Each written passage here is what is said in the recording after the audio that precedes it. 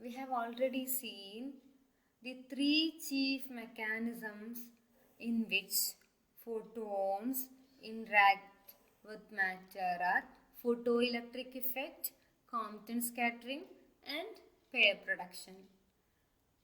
In photoelectric effect, a photon hits an electron which is present in the atom on the surface of a metal, and the photon gives its complete energy to the electron, and the electrons are ejected from the metallic surface.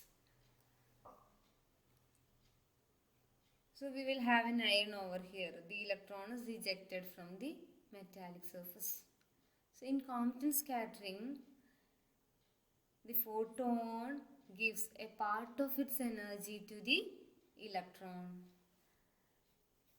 and the photon is scattered. Scattered means there will be a change in direction for the photon. So the electron will receive an energy, and the energy of the scattered photon is less than that of the incident photon.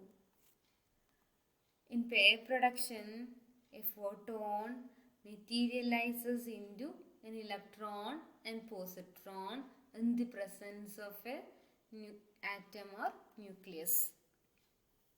So these are the three chief mechanisms by which the photon loses energy. In all these three processes, the photon is losing its energy either completely or partially. So in all these cases, photon energy is transferred to the electrons, which in turn lose energy to the atoms in the absorbing material. ഈ മൂന്ന് പ്രോസസ്സിലും energy lose ചെയ്യുന്നുണ്ട് photon. അത് ഇലക്ട്രോണിന് കൊടുക്കുന്നു. Electron അത് കുറച്ച് കഴിഞ്ഞിട്ട് ഇലക്ട്രോൺ ഒരു കൈനറ്റിക് എനർജി റിസീവ് ചെയ്തിട്ടുണ്ടാവില്ലേ. കൈനറ്റിക് എനർജി അത് അപ്പുറത്തെ ഒരു ആറ്റത്തിൽ ഹിറ്റ് ചെയ്തിട്ട് അതിന് ട്രാൻസ്ഫർ ചെയ്യാണ് ചെയ്യുക. അപ്പോൾ അബ്സോർബിങ് ആ മെറ്റീരിയലിലുള്ള ഏതെങ്കിലും ആറ്റത്തിന് ട്രാൻസ്ഫർ ചെയ്യുകയാണ് ചെയ്യുക. അപ്പോൾ എല്ലാ ഈ പ്രോസസ്സിലും ഫോട്ടോൺ അബ്സോർപ്ഷൻ നടക്കുന്നുണ്ട്. അപ്പം നമ്മൾ ഓൾറെഡി കണ്ടു photo electric effect is the phenomena of visible and ultraviolet regions. അപ്പോൾ വിസിബിൾ അൾട്രാവയലറ്റ് റീജിയനിലാണ് അതിൻ്റെ താഴെ എനർജിയിൽ ഫോട്ടോ ഇലക്ട്രിക് ഇഫക്റ്റ് നടക്കില്ല. പക്ഷെ അൾട്രാവയലറ്റിന് എബാവുള്ള എനർജിയിലും ഫോട്ടോ ഇലക്ട്രിക് ഇഫക്റ്റ് നടക്കാം. പക്ഷെ അതിൻ്റെ പ്രോബബിലിറ്റി കുറവായിരിക്കും. അപ്പോൾ അതാണ് നമ്മളിവിടെ സ്റ്റഡി ചെയ്യുന്നത്. അതുപോലെ Compton scattering is a phenomena in the X ray region. Higher energy, അതായത് എക്സ്റേയുടെ ഹയർ ഗാമ റീജിയനിലും കോംപ്ടൺ കാണാം.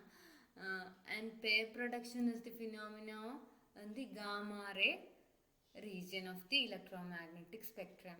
അപ്പം അത് എങ്ങനെയാണ്, ഏതൊക്കെ റീജിയനിലാണ്, ഏത് പ്രോസസ്സിനാണ് ഒരു ഫോട്ടോൺ ഒരു മെറ്റീരിയലിൽ പോയിട്ട് ഹിറ്റ് ചെയ്ത് കഴിഞ്ഞാൽ അവിടെ ഏത് പ്രോസസ്സ് നടക്കാനാണ് പ്രോബബിലിറ്റി കൂടുക, അതാണ് നമ്മളിവിടെ സ്റ്റഡി ചെയ്യാൻ പോകുന്നത്. അപ്പോൾ അത് ആ പെർട്ടിക്കുലർ ഫോട്ടോണിൻ്റെ എനർജിയെ ഡിപ്പെൻഡ് ചെയ്യും. അതുപോലെ ആ ഹിറ്റ് ചെയ്യുന്ന മെറ്റീരിയലിൻ്റെ നേച്ചറിനെ ഡിപ്പെൻഡ് ചെയ്യും. അപ്പോൾ നമുക്കറിയാം ലോവർ എനർജീസിൽ ഫോട്ടോ ഇലക്ട്രിക് ഇഫക്റ്റ് നടക്കുക അല്ലേ.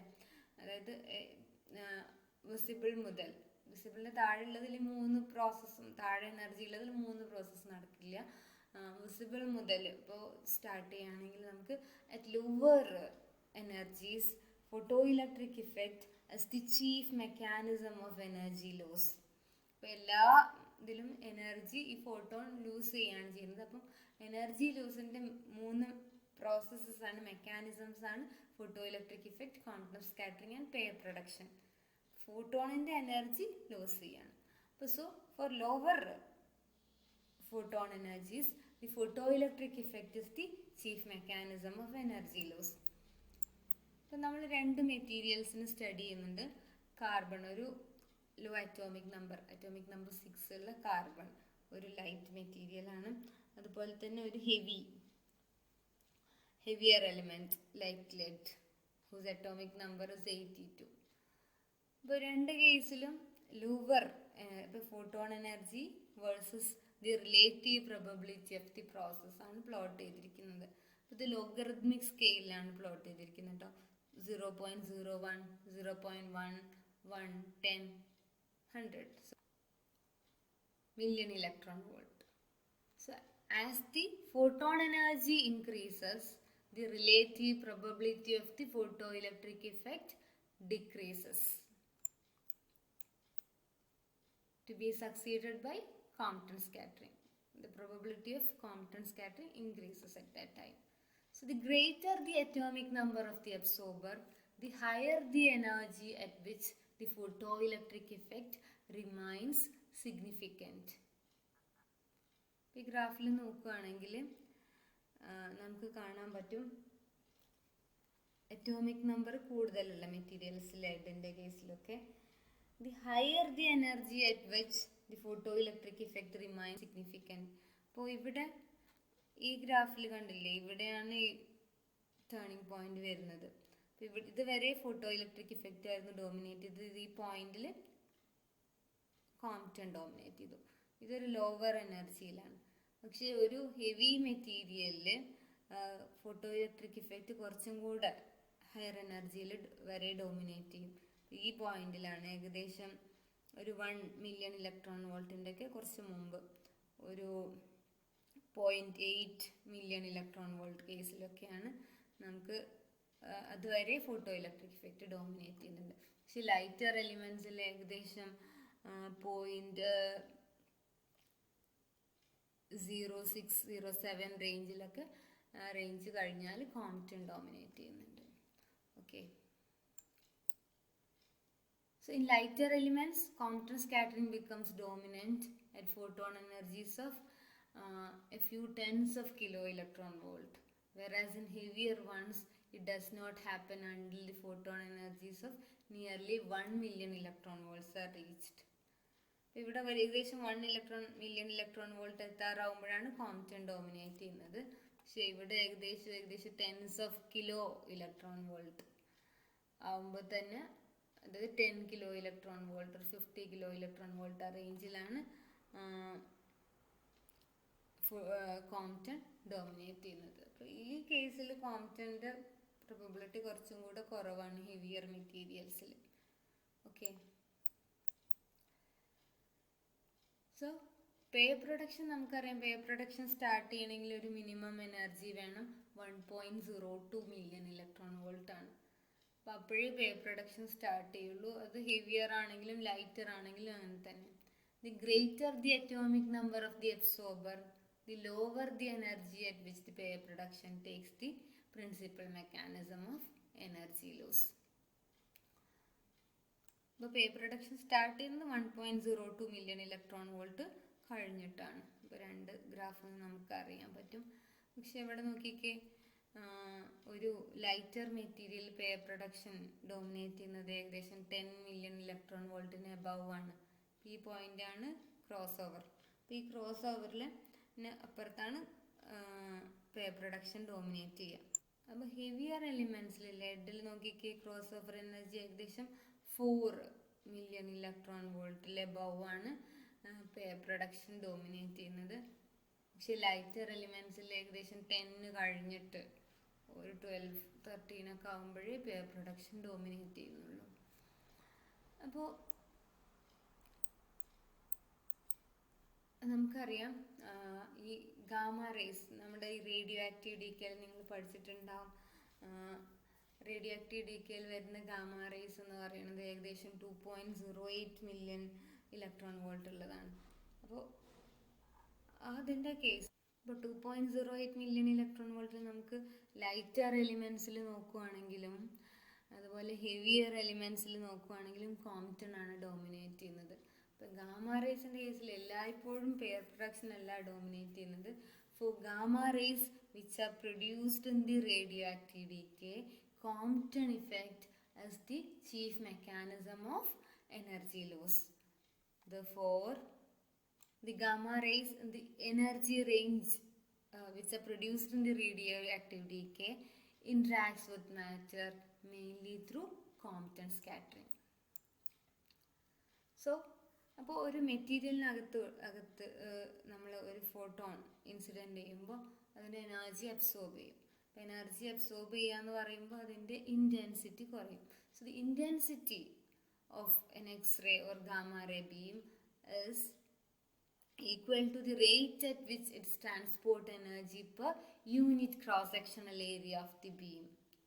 So the fractional energy minus di by I lost by the beam in passing through an absorber is found to be proportional to the thickness of the absorber. അപ്പോൾ നമുക്കറിയാം ഒരു particular മെറ്റീരിയലിലൂടെ photon pass ചെയ്യുമ്പോൾ അതിൻ്റെ energy decrease ചെയ്യും, അതിൻ്റെ intensity decrease ചെയ്യും. അപ്പോൾ ആ ഇൻറ്റൻസിറ്റി ഈ 3 മെക്കാനിസം വഴി ഡിക്രീസ് ചെയ്യാം. So fractional energy minus d I by I loss by the beam is proportional to the thickness of the absorber. അപ്പോൾ കൂടുതൽ തിക്നെസ്സിലൂടെ അത് പാസ് ചെയ്ത് കഴിഞ്ഞാൽ കൂടുതൽ എനർജി ലൂസ് ചെയ്യും. So minus di by I, di by I, minus means there is a decrease in the intensity.